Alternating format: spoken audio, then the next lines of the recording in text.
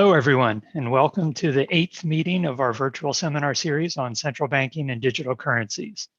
Today's meeting is hosted by the Federal Reserve Bank of Philadelphia, and we're very pleased to have Daniel Sanches as our moderator. Daniel, over to you. Good morning, everybody. Welcome to the seminar. So our speaker today is Markus Brunnermeier, the Edwards S. Sanford Professor of Economics at Princeton University and director of the Benham Center for Finance at Princeton University. Markus' research publications cover the fields of financial economics, macroeconomics, banking theory, and asset pricing. His vast publication record includes seminal contributions in all these areas. Perhaps an easy way to illustrate how influential his publications have been in the profession is simply to mention that as of yesterday, Markus had over 35,000 Google Scholar citations. Recently, he has published a book entitled The Resilient Society, which feature among the best books of 2021, according to the Financial Times. Markus has also been engaged in the study of digital currencies and other digital assets. Today's paper is Platforms, Tokens, and Interoperability, joint work with Jonathan Payne.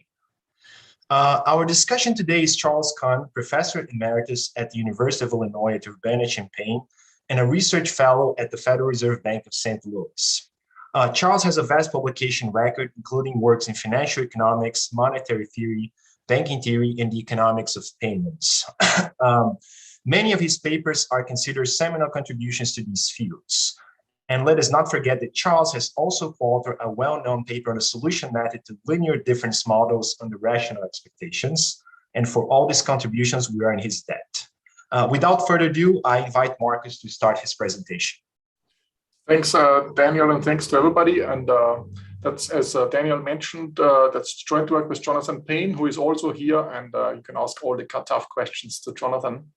And so we would try to understand, platforms which issue tokens and what role interoperability plays, and also in connection to the theme of this seminar series, the role of CBDC. So essentially, some tech trends, we have all these digital platforms, and the digital platforms, they're all about matching technology. So if you're part of a platform, you're matched more easily. And at the same time, these platforms also issue some digital tokens. That's about the payment technology. And there's an increasing interaction. We would like to understand the interaction between the digital platform, the digital tokens, and what role then, if the central bank is providing some digital currency, like digital euro or digital any other currency, what role does it play and how does it affect the interaction across platforms and also with the public market space? So the policy question is how to regulate the competition between the public market and, with the notice, the currency is the dollar, or it might be CBDC or digital dollar, and interaction with the platform. There's an incumbent platform, and then there's also competition potential with our entrant platform. And the platform is issuing a stable coin in form of a token, so I use this as my token sign. And there's a competing potentially entrant platform which offers a different private token, which I call with this token sign or whatever the sign is with a prime. Okay, so that's the notation I'm using for this talk. And then one question we would like to address is how to regulate the competition between the platforms and also with the public market. And should CBDC be a legal tender? So what's the role of CBDC as legal tender or not? And what are the trade-offs if you make CBDC a legal tender? And the key concept here will be interoperability. So we try to understand interoperability and how interoperability is affecting this competition. And once you think about interoperability, and one contribution of this paper is to unpack essentially the concept of interoperability. And we actually highlight 3 different ways to think about interoperability, or 3 different forms of interoperability. The first one is exchangeability of tokens. Can you swap one token for another token or for the CBDC or without any fee? So that's what we call token exchangeability. The second concept of interoperability is acceptability. Tokens accepted on all the platforms. So exchangeability could still be that you have to use on a platform this particular token of this platform, but you can easily swap it. If you have acceptability, that means you can actually even use some other token or the CBDC on any platform. And that's when CBDC is a legal tender. So the platforms are required to accept, or members who are active on this platform are required to accept CBDC as a legal tender. And the third concept of interoperability is this ledger portability. So if a new platform comes in, an entrant platform, can it take over the incumbent ledger? Are these ledgers sufficiently interoperable that the new incumbent platform can take on the old platform, or that can communicate accordingly with that? So these are the three concepts of interoperability I would like to discuss in a formal framework. And then we show essentially the effects or the exchangeability. They avoid this lock-in effect. So there will be a lock-in effect I will describe. And whenever there's a lock-in effect, the incumbent platform can charge a higher markup if you want to trade on this platform. So it's charge some fee for making some retail purchasing and sales. And if you have exchangeability, then you can't charge this markup at the same degree. So then because there's no lock-in effect. This token acceptability destroys essentially the commitment via smart contracts. So we cover here the smart contract space, where if you use the tokens and if you're forced to use this token, you can actually, platform can offer some credit because it has additional commitment power towards the people who are on this platform. And if you allow CBDC as legal tender, if you allow acceptability, you destroy some of this commitment power. Hence, you have fewer smart contracts, you have less credit provision in this thing. The third result essentially is that when you have ledger portability, the new platform can't credibly inflict defaults on the old platform. I will be more specific on that, but there will be the incumbent platform is granting credit, and if a new platform comes in and everybody can switch over to the new platform, you can just default on the old platform, and that's actually a threat a new platform, a new entrant has towards an incumbent platform if there's no portability. If there's portability, then it is the case that the new platform cannot really commit not to take the credit commitments on to the new platform, to the entrant platform as well, so that the threat is less powerful and less credible. So this I would like to outline in a formal model, and I would like to enlarge, essentially, usually we use some matching models with a certain matching intensity, and there are no tokens attached to it. And the agents, because there's only a single platform, there's no platform choice for the agent. So we have to generalize the model framework quite a bit. So what we here do is we make the platform is strategic, competes with the public market and with an entrant platform. And the platform is also issuing tokens. And the choices essentially the platform makes on the retail space, it changes the markup. If you want to trade on this platform, you can charge a markup. So the price will be plus this percentage markup psi. And then on the payment space, you can determine the interoperability of the tokens. There can be an exit fee. So if you want to swap the tokens for dollars, you can charge something. If you want to swap the tokens of your incumbent platform for the entrant platform, there might be an exit fee and so forth. And then, of course, when the platform grants credit, there's also an interest rate or some conditions on what conditions you grant this credit. The agents are buyers and sellers. They're risk neutral, very simple. They have a time reference rate of rho, and they have a discrete choice. So we use some discrete choice modeling tools from international trade and IO, where we essentially said they have to make a choice whether which platform they go to, the private platform or to the public marketplace. So that's what they're deciding essentially on. Now let me be a little bit more specific about the model. So here's the platforms. The platforms, you have a public platform. We have a private platform, the incumbent private, which issues a token. The public uses a dollar. And then there's a potential entrant, which has its own token. And the potential entrants come with a certain arrival rate lambda E. Okay, so they're not always there. Occasionally there's a draw and then an entrant could come in. Then there's certain matching technology. So there's become a seller, let's say, with a certain arrival rate. So that's the arrival rate lambda for a seller if you trade on the dollar platform or the public platform. And it has typically a common component of platform-specific arrival rate. And then it has an idiosyncratic arrival rate for individual I. Okay, so that's this C. So the product of the common component plus the individual component, that's essentially for this individual I, that's the arrival rate with which he can sell something and find somebody to trade with. What's important is that, so that's where this international trade, so this C is a Fréchet distribution. It's drawn from a Fréchet distribution and signals how much this person likes this particular public platform, or if he likes this particular private platform, which is this with a token sign here. So everybody gets some draws and then makes a decision: how much do I like the public platform or the private platform? And that's there has a common component to it and has an idiosyncratic component to it, and that's drawn and that's individually specific. Where they go, some people really like to be on the public platform, others really like to be on the private platform, and there's an elasticity to this coming out of this. And the Fréchet distribution makes this discrete choice almost like a CES similarity. So it's a very strong analogy between this discrete choice and the elasticities to a CES, what we typically have with a continuum, a choice of a continuum, but here we have a discrete choice only. And then you have similar for the bias with certain arrival rate of the bias, and so forth.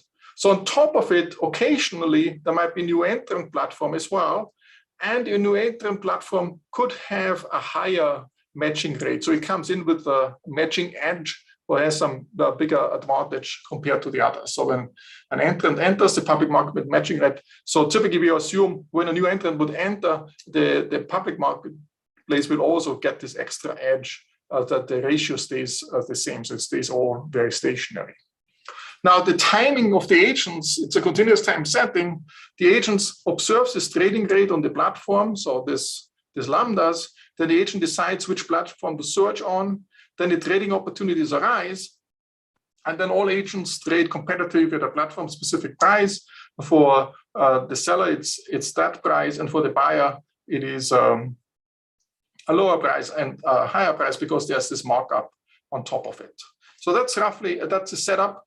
To get the idea how the thing, it's a search model, it's with two platforms, potentially an entrant platform, there's competition there as well. It's very much modeled like a Fudenberg-Tirol, taking this platform model and put this all together in this framework.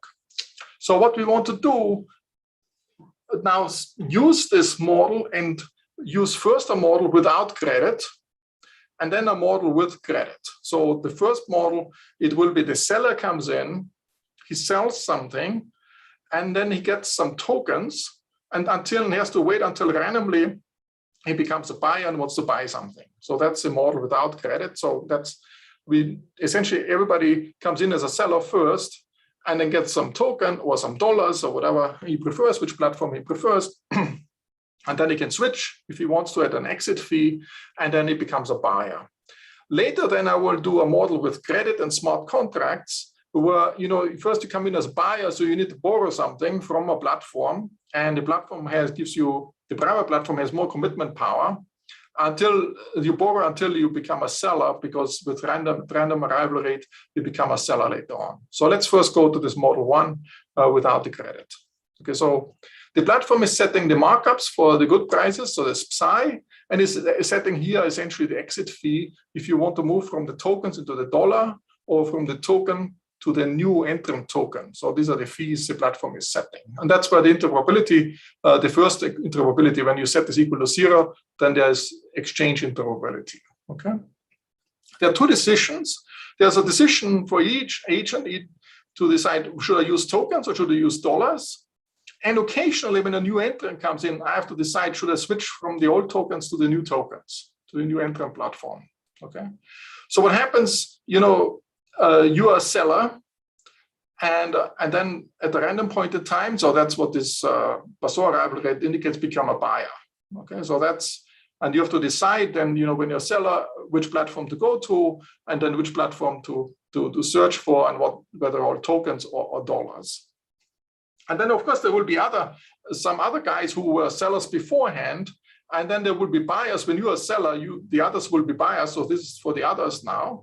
And then, there might be more buyers later on coming on as well. So the first thing I would like to illustrate is that if there is an exit fee, you might say there might be a lock-in effect already between the token and the dollar, but it's actually not so obvious, and there's not necessarily a lock-in effect. And let me illustrate. So that's first there's an exit fee. But then actually, if you're a seller, then it's good to have some tokens. So if the others, so this is the others, the potential buyers, if they have a lot of tokens out there, so that's a fraction of wealth, which is in token, this eta.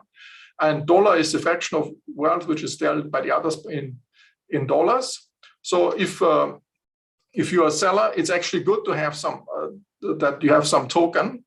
And when you go around, but then later on, it's actually the other way around, because it's good to have dollars because you're competing with the other buyers. Okay, so first you're on the other side of the market, then you want to take some token, but then later if the others hold a lot of tokens, it's actually also good to have some lot of tokens, because there are a lot of guys out there which you can trade with. But later when you're a buyer, you're also competing with other buyers, so you want to have the opposite. So, and everybody anticipates that you want to have first, it's good to be in the token platform and then switch to the dollar platform, but everybody anticipates that. And essentially the exchange, in order to lure you in onto, or the platform to lure you in, it has to compensate the guys to come in on its platform for the future exchange fee you have to pay. So anticipate this lock-in effect, and hence the lock-in effect is not so strong, because the exchange or the platform has to compensate them to lure them in. Okay, so that weakens the anticipation, weakens the lock-in effect. It might not even be there. It depends on the elasticities on these Fréchet distribution things, whether there's still a lock-in effect or even an anti-lock-in effect. Now, the situation is very different between the competition between the token, the incumbent platform, and a potential entrant platform, which come in occasionally with a rivalry at lambda E. For them, it's very different. And why is it very different? Because it's essentially the past sellers, they had no chance to hold this new entrant token. They have only the incumbent token. So they don't have this new entrant token, because the new entrant is only entering at this point, potentially when you make the decision. So there will be no past sellers to hold the new incumbent tokens. And hence, that's very different. So now it's the opposite. You have this lock-in effect. The past sellers had actually no opportunity to hold this new entrant token. So there are no people out there who have this. They could actually pay with that and be on this new entrant platform. And that's why there's a strong lock-in effect when you have a competition between the entrant platform and the incumbent platform. And the big difference is that with the public marketplace, there will be some other sellers out there and buyers who have the dollar already, and there's competition with that. And you don't have this in this case where the entrant platform has no base yet. So essentially you're born into, there's a big effect being on this incumbent token. So the exit fee is actually weakening than the possibility for an entrant to come in, for an entrant platform to come in. Now let me go look at this case. So that's a more interesting case in terms of competition across platforms. There will be this lock-in effect, because as I mentioned before, so that limits competition across retail platforms. So what happens essentially, and let's suppose there's no exit fee from going from tokens to dollars. That's not the focus here. And let's suppose the new platform is better, has a better matching technology than the old platform. And then what the platform is setting, so the token to token exit fee will be set at a maximum. They'll charge huge 100% exit fee, so in this stylized equilibrium. And they will also charge, because of this lock-in effect, they can also charge a high markup on the retail space. Okay, so they do on the token space, they will charge high exit fees, and on the retail space, they actually charge a high markup. That's given by the solution here. So that's nicely solved, and there's a closed form for this particular case where we can solve that. And you see that's the competitive edge of the new platform. If the new platform is more competitive and has a better matching technology, then they cannot charge such a high arc. So if this capital lambda goes up, this psi is not so high. Similarly, the eta was the share of the wealth which is in the token. If this is higher, then the psi is actually going up as well. So this is the competitive study you get out of this analysis. So that's the first thing, is you have this token lock-in effect that limits really competition across the incumbent platform and potential entrant platforms. And that's why the incumbent platform wants to charge a high maximum and a low markup. Now, another special case to analyze, let's suppose the incumbent platform, the entrant platform has no competitive edge. It's as good as the other one. And so you can impose interoperability, then you just impose, let's say, no exit fee through CBDC as legal tender, for example, and then you actually will know markups, they will be very competitive. So exchange interoperability, if you impose exchange interoperability, perhaps via CBDC as legal tender, then you get very strong competitive forces. Now, let me now move on to the second setting where we now have credit, not only holding some tokens as an asset, but as credit. So here I focus on the case where there's this matching platforms as before. Let's suppose there are no markups, but the platforms can lend via smart contracts. So they are also setting the lending conditions. And that's through a matching, we think like eBay. So it's not Amazon where you have to sell everything through Amazon, but it's more than eBay structure. And we have a production here as well. So you first a buyer now. First, in the previous model was first a seller and then a buyer. Now you first a buyer, you want to borrow something, and then you become a seller. And you're producing something. You buy one input unit and you get Z larger than one output unit. So that's why you want to borrow in order to produce something. And you still have this competition between the token and the dollar platform, and you can enforce essentially the credit differently. So that's enforceability. So if you're an output, if you sell it on the token platform, you meet somebody who can buy your stuff at this rate. Again, this is Frichet things. And the agent's payoff is this, and the platform, a fraction of your payoff what you get, you have to give to the platform. So that's the credit contract. And if you sell it the dollar platform, you get the agent's payoff is only gamma of this, and the platform gets 0. And what you can do is you can, of course, default. So you borrow from the official platform and then promise, when you sell, you will sell it for the tokens and the platform can immediately take it away from you, or you can just switch to the marketplace, to the official public marketplace, and collect the dollars and run away with it. And that's, you can see that this is the interoperability here. The acceptability makes already a difference where it makes it harder for the platform to enforce the debt contract.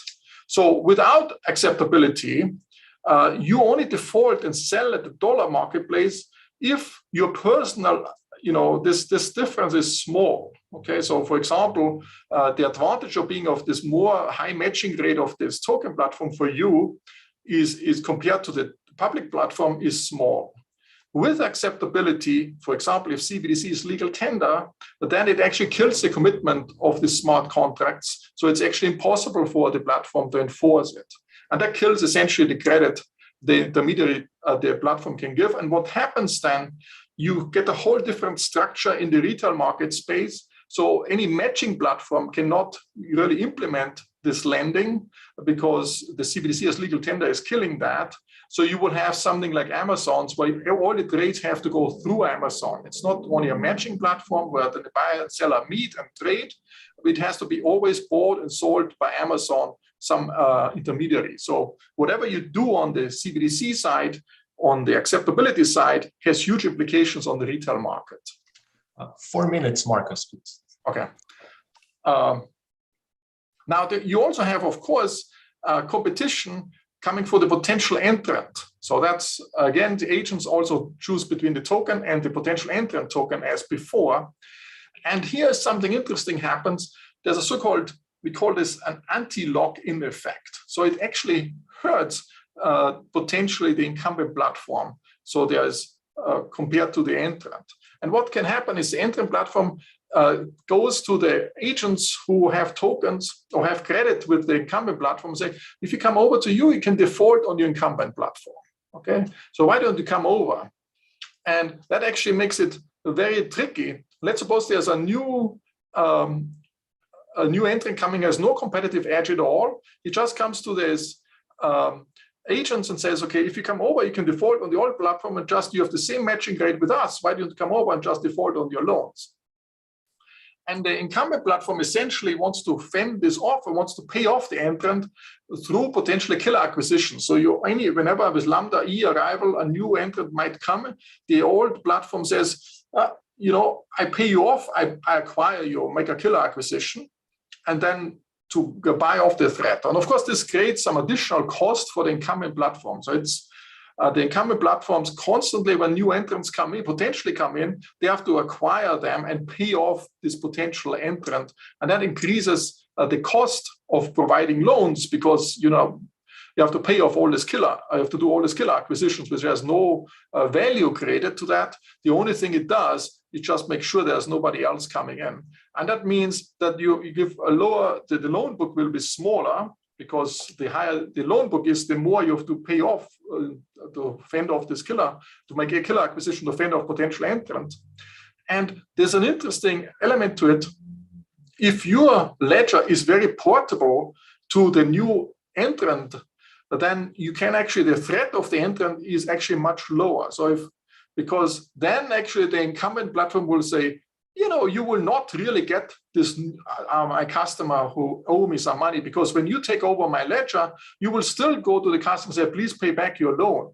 So if there's a huge portability, if the portability works well between the incumbent ledgers and the entrant ledgers, the entrant cannot really threaten anymore to say, okay, when I come in, I will, take all your all the guys who owe you something away and they default on you. And I can say as an incumbent, no, you will not do this, actually, because you will just take on the ledger and will also still ask these agents to pay back their loans. So if there's portability interoperability, this threat is much more minimized. I mean, it's a very different form of interoperability because it's about the ledger, how technologically you can integrate the ledgers between the two.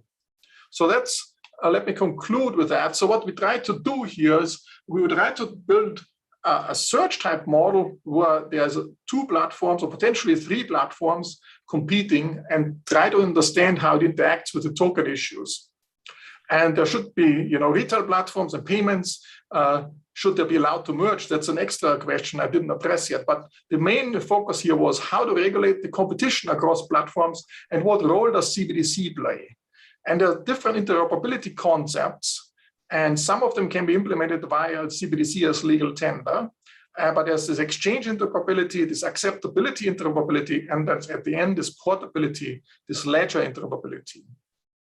And the CBDC as legal tender, and the thing essentially restores competition between the private platforms. So it leads to lower markups on the retail platform, but it hurts credit provisioning via smart contracts because it kills this commitment problem.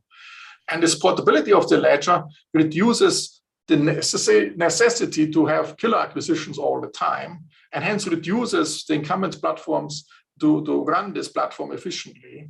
But otherwise, there will be excessive entry of platforms or excessive killer acquisitions in a sense. So that's in a nutshell what the paper is all about. Thanks again for giving us this opportunity.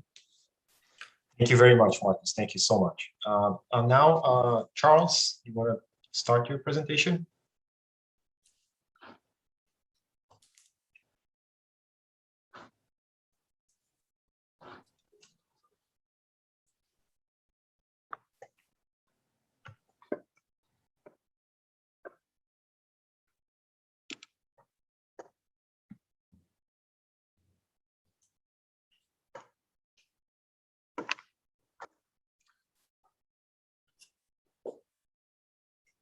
Can you see the screen? And yes.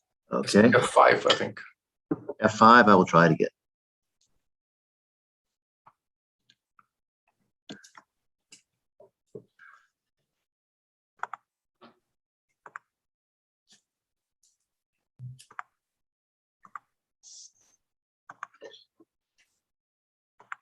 If it's viewable at all, we'll just go with it.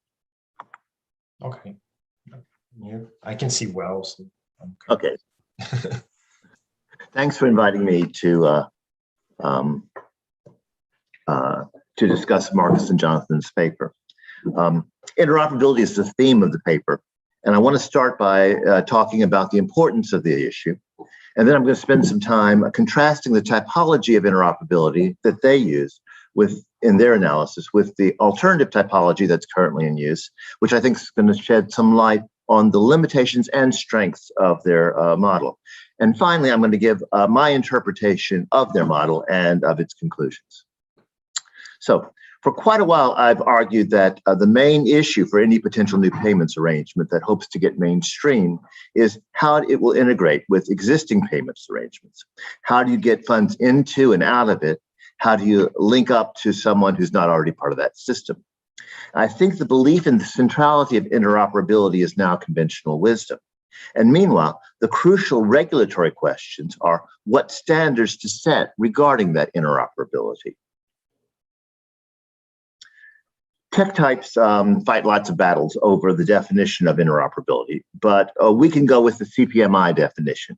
It doesn't matter what's under the hood, so long as the effect is that A can just pay B, even if A and B don't get their services from the same payments providers. And that sounds like a good thing. And why doesn't it happen smoothly? Well, first of all, there are legitimate fears that interoperability causes operational risks. But then in addition, the platform literature notes that linking with rival platforms may reduce my market power. And so flattening out the demand curves for my services, even while they're increasing the value of those services to my customers. And this fear is going to be reinforced if network externalities are an important part of the story. The regulatory solutions to this problem, or the standard ones, require some minimal degree of interoperability in return for meeting the safety standards. Now, Francisco and I are working on a paper right now in which interoperability is further encouraged by provision of public services, which, while more basic than the private service, still reduce the importance of the network externality. So these kinds of arguments are applicable to all platforms. And in the case of payment services, Markus and Jonathan want to unpack the whole story a little bit. And so they distinguish these three aspects of interoperability. They describe exchangeability, that is, no charges are imposed on redeeming tokens. Acceptability, that means the ability to use the tokens on other platforms. And finally, portability, that means the ability to transfer your account to another platform. In contrast, this policy work on payments concentrates on three modes of achieving operability. And let me go through them in detail. I apologize for the terminology. It's extremely unimaginative, but I didn't make it up, honest. First of all, there's scheme interoperability. Now, scheme interoperability means that the different payments providers work within a single overarching open loop system. Think about check clearing within the Fed system. In the context of the current paper, scheme interoperability arises when all of the systems that are in the story accept CBDC and all of the system tokens are convertible into CBDC. The second mode is called network interoperability. Two payments schemes directly negotiate a mutual recognition arrangement. In international context, something like this happens when you're talking about cross-border arrangements for allowing customers to make credit card purchases. It's rarer in domestic markets, and for the reasons we just talked about. And it's usually very complicated to arrange. So in the paper at hand, a simple form of network interoperability shows up in the final section of the paper. So one mode is for service providers all to make an agreement with them among themselves. Another mode is to have an overarching kind of system that they all join. The third mode is called interoperability of systems. And the idea is this: third parties appear and they act as bridges between the systems, developing the connections on their own by operating on both systems and thereby linking the agents who only operate on one of them. Now, the classic example of this sort of thing is a traditional financial arrangement known as Hawala, which transfers money by making credit and debit in separate unconnected locales. And possibilities like this need to be considered more in the framework that we're talking about here. So let me give my interpretation of the framework. We have competition between an existing public and private payment service with some imperfect substitution. There's a potential competition for the private service from a second private service, which is more or less a perfect substitute. Customers choose their platforms, and then they go on to the platform to search for matching trade. And that arrangement rules out the possibility of multi-homing at the instant of trade. There's enough randomness built in that individuals could prefer to switch platforms when their status changes. The private platform is able to assess a markup on each payment made on the platform. It's also able to make a distinct charge for withdrawal of funds, and in principle, it's able to do a charge or credit for joining the system in the first place. Customers value the ability to withdraw funds from the system, so they would be willing to pay up front for the ability to withdraw without charge. Now, if we consider competition between two such private payment systems, otherwise perfect substitutes, and if all the firms made a joint decision as which one to patronize, markups would be driven to a competitive level. However, an incumbent can put in place a charge to leave the system.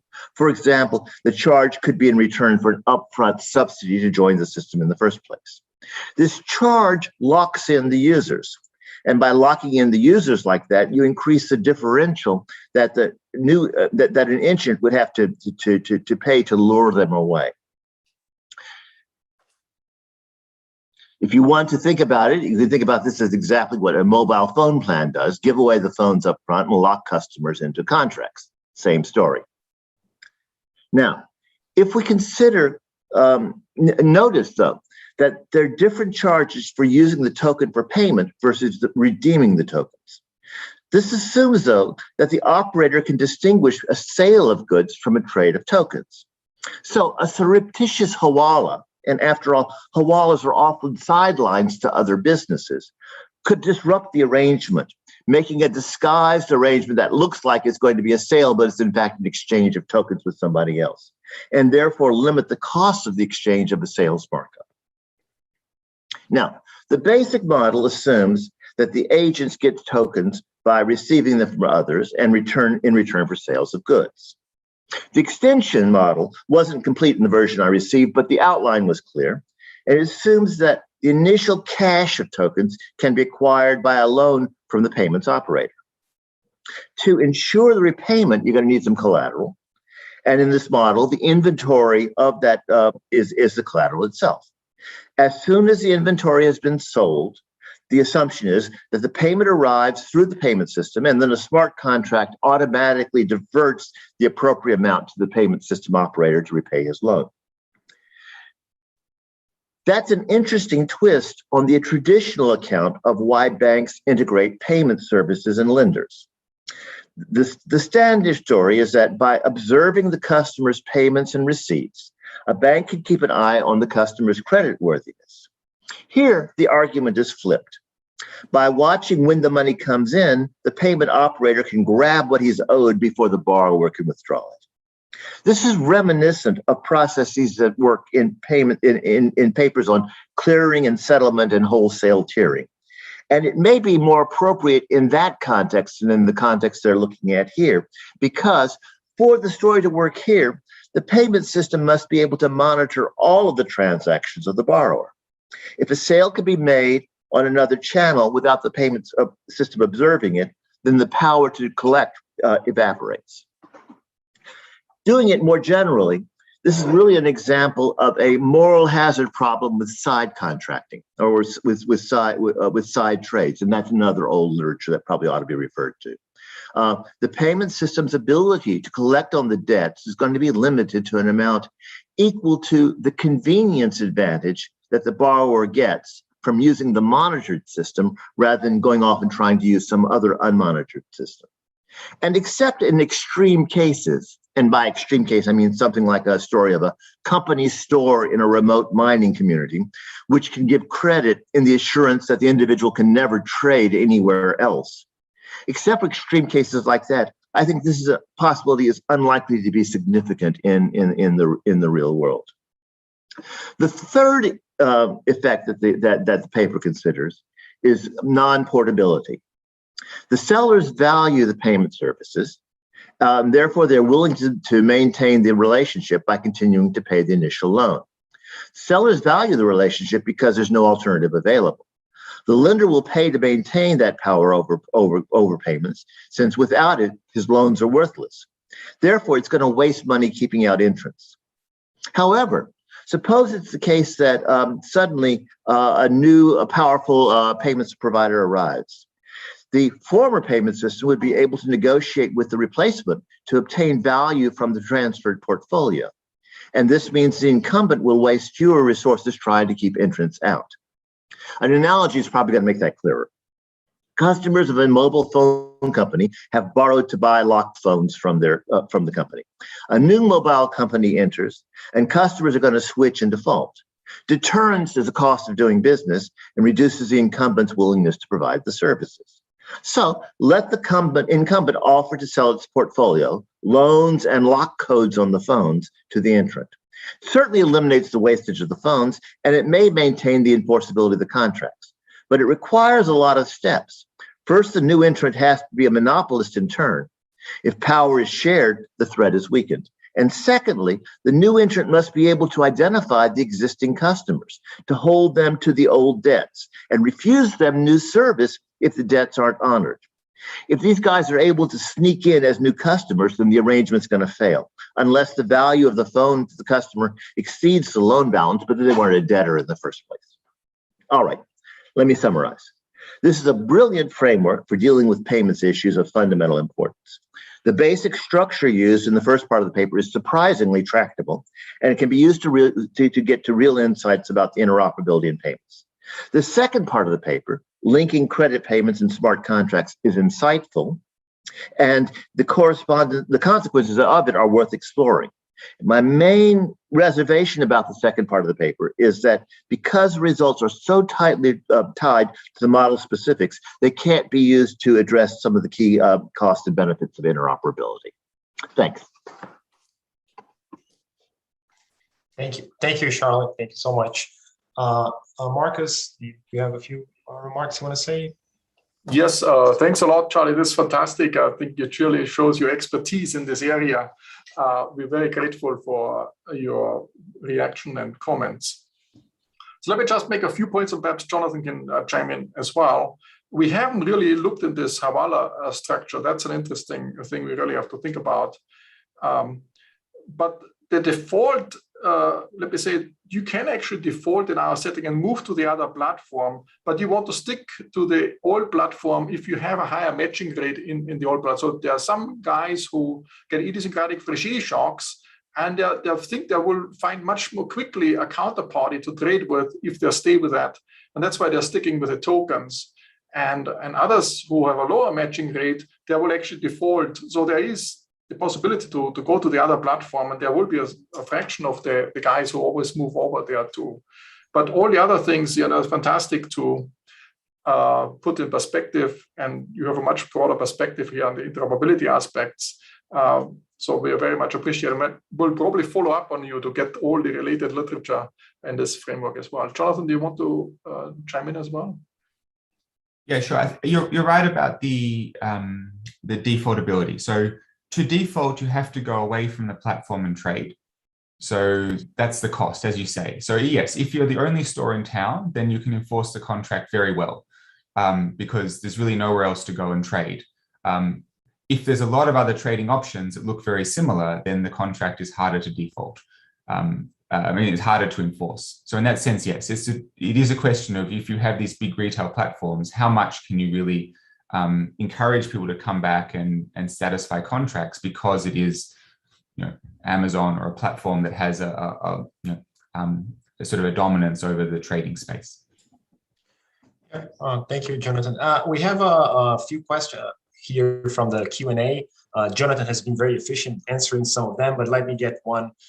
So Christopher Cameron asked, current incumbents are markets like IAVE and Compound and aren't stablecoin issuers.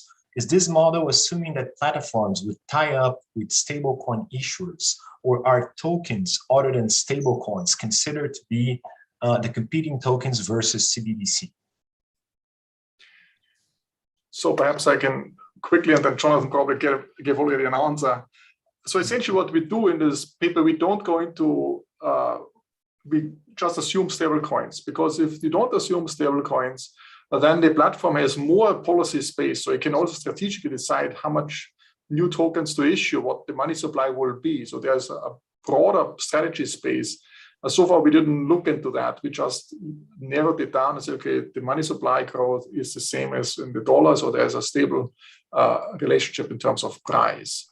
And so, but that is another way you can open up, but you open up a whole new dimension in this sense. Jonathan, did you say anything different? Or? Not particularly. I mean, yeah, we did start with a model with this signage benefit where you're trying to attract people to your currency. I think, though, we decided it was a little bit orthogonal to some of these questions about interoperability, at least to a first order. So we've brought it back just to stablecoins. It focused on this question about how do you want to make this system interoperable with other systems? Okay, so there's one more question. How could a CBDC even prevent interoperability? From a technical perspective, it seems pretty challenging. It's more like a remark. So prevent interoperability. I mean, CBDC essentially means that if CBDC is legal tender, then any platform is forced to accept the CBDC. So I can always easily switch and say, okay, I will sell. That's essentially what Charlie said. So I will sell my good for CBDC, and then hence I cannot really enforce the credit contract where the platform automatically collects and sees the token coming in and collects it right away. So you can't really enforce the contract so directly. So the CBDC is undermining this commitment power the platform is actually providing, and hence allows more credit. So that's a drawback of CBDC. Of course, it has this advantage, as I said, if there's no redemption fee, essentially, in this sense. So it leads to less market power for the platforms, or to lower markups in the retail platform. Catherine, I think you have a question. So please go ahead. Yeah, I was wondering, so I stumbled over interoperability mostly in the international context, and I was wondering whether your model is applicable to this situation. Probably not the model with credit, but the model without credit. Does this provide a framework to think about interoperability between different CBDCs as well? So we haven't carefully thought about it. In general, the big difference here, this platform is behaving strategically. So it really tries to extract rents. I'm not sure whether other countries have the same motive. But well, I think a certain strategic element can be there. That's true. So I have to think more about this. In theory, I think the framework could be applied. It's probably more difficult to switch to another country. So the fact that you're born in a certain token, so this entrant token is not there, that's also the case in international context. You're born in a particular country, and then you automatically get your wages in this thing. So this locks you in. So the Lockin Effect you have, which we have in the first part of the paper as well, you also have an international context. So we have to think a little bit more. We haven't really thought carefully about the international dimension. I think there is probably something we can extract from there. Jonathan, you have a take on it? Yeah, I mean, I would echo that. I think that the lock-in effect is particularly powerful when the currency is the default, right? So if by default everybody is accepting and holding this particular currency, that makes it very hard for an entrant to come in, and that is quite applicable to, say, the national currency in a country where it tends to be the default currency. So I guess in that sense, you could think about the difficulty of trying to usurp a different national currency. The initial national currency would have a strong advantage here. There's a strong incumbency advantage in being the default currency.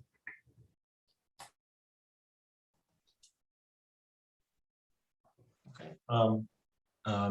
Panelists, anyone more questions?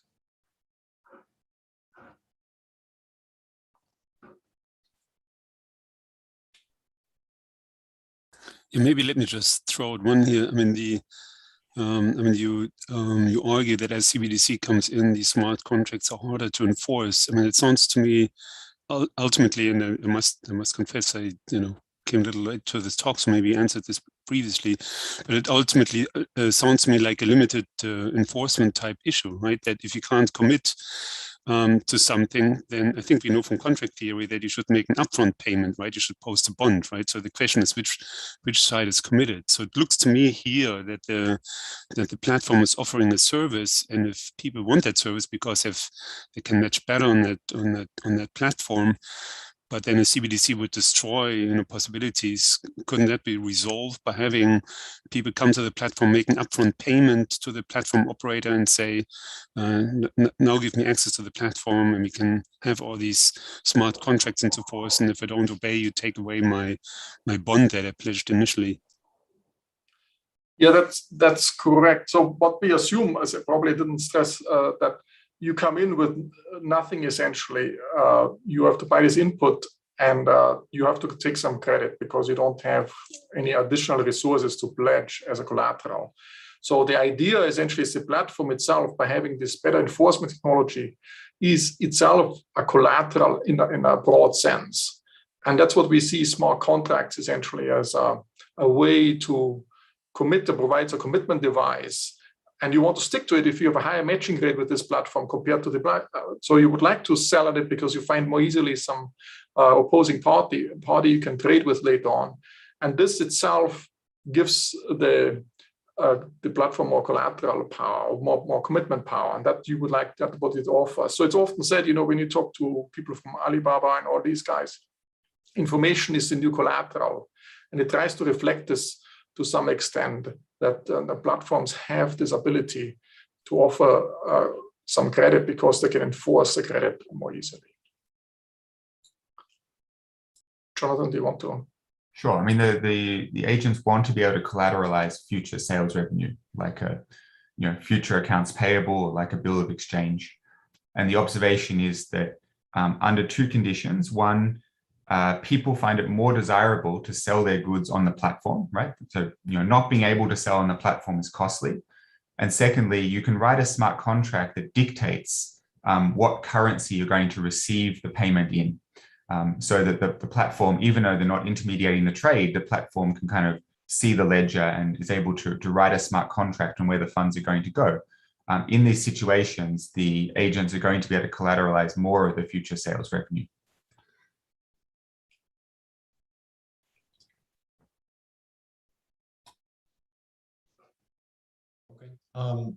More questions? I don't see any hands. So maybe I can ask a question about the informational aspect.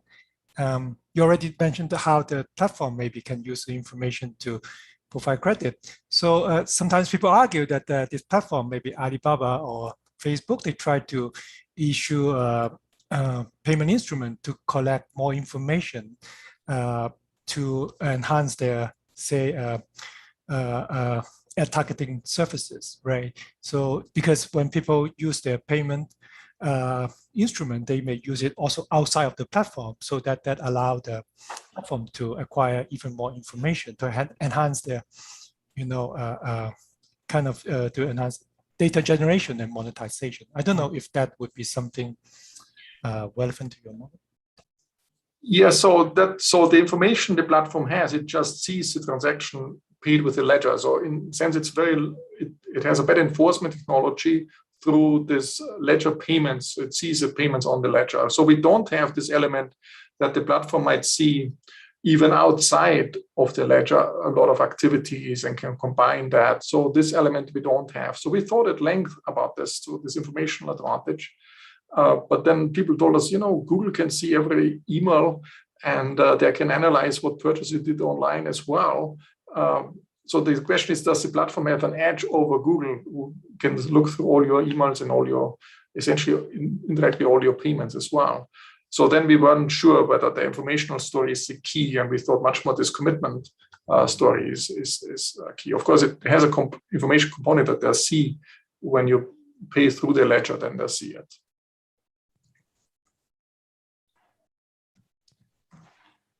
Markus, so it's very nice framework. So maybe can I ask another question? Maybe one way, maybe the CBDC or central bank think about interoperability. Maybe the CBDC providing the infrastructure for platform to provide smart contracts. So then in this case, the platform just specialize in competing in the smart contract dimension, and then but they all free riding on the CBDC infrastructure.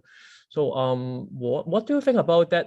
Maybe there's a better game for the platform to do that. So maybe the model is useful in thinking about that kind of the question.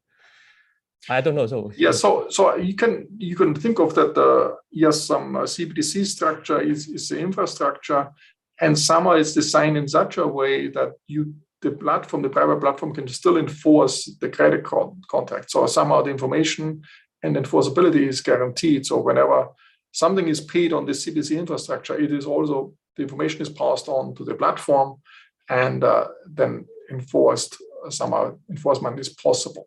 So we haven't thought about this so carefully, but that's an interesting point. Essentially, a little bit like the Indian system, where you have two layers. There's a backbone layer done more on the CBDC side, and then there's top layer loaded on that. So we haven't thought about this so carefully at this stage. That's something worth exploring. I think that's a great question. I think at a high level, so we have a payment system that bundles activity. So some people have pointed out that it bundles provision of deposits with provision of credit lines. And if you add CBDC that only gives the deposit side, it doesn't give the credit line, you lose any potential benefits from this bundling. And here we're trying to point out a different kind of bundling that could occur, or that does occur in the smart contracting space, the bundling of being able to have information about transactions on platforms with being able to write contracts on the ledger. And we're trying to play out something about the consequences of unbundling that. And yeah, I think it suggests that you would want to think in your regulation of CBDC, you'd want to think as much about sharing information about where payments are taking place with a CBDC ledger as you would want to think about just providing CBDC itself. I think that's the insight here. I think it's a great question. And the equivalent of that story does happen at clearing and settlement at wholesale levels as well, with this question of the bundling and unbundling of versus the netting and the tiering that goes on at that level too. Yeah, 100%. Thanks. Good point.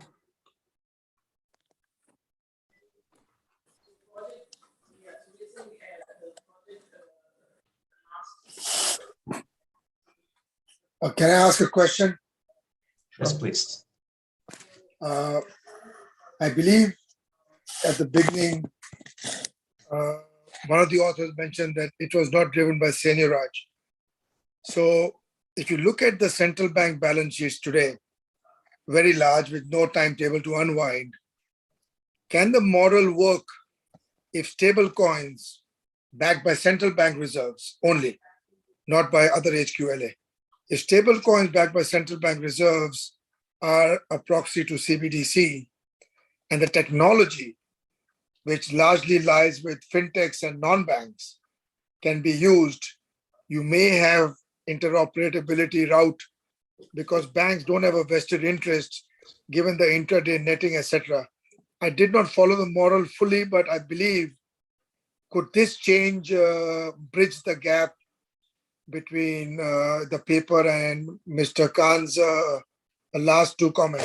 Thank you. Yeah, so I think you're pushing the whole thing even further.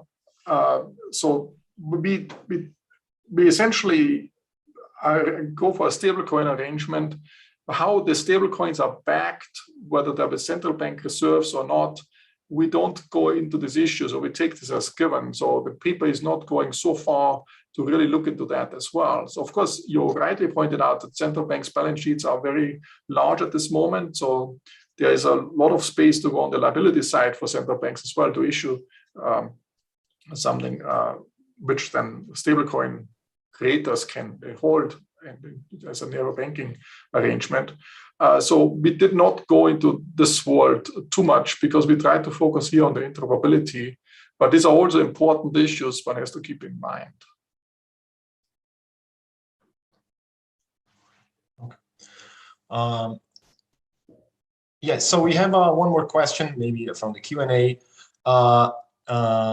It says, but the issue of CBDC destroying commitment is more about its legal tender status than being a CBDC. What in the model differentiates CBDC versus legal tender? No, it is really the legal tender standards, which is the acceptability, which is the key here. That you can just move away and switch over to and do the whole thing in CBDC very easily, and that the legal tender aspect of CBDC is the key. And so otherwise, the introduction of CBDC, if it's not legal tender, then it's less of an issue. And there's also, of course, as I've learned recently, there are different definitions of legal tender. There's not a single definition, but it's not a continuum. One can probably work on this where we say, okay, we limit the legal tenderness in a sense to such an extent that we make and don't undermine the credit provisioning too much. So that's something to be thought about. We haven't thought about it here. We just thought total acceptability, legal tender, CBDC as legal tender is total acceptability. And perhaps one can make it more a continuum as well when one thinks about it. For the model, I wouldn't go away from that, but for the interpretation on the policy implications, one can think about along these lines.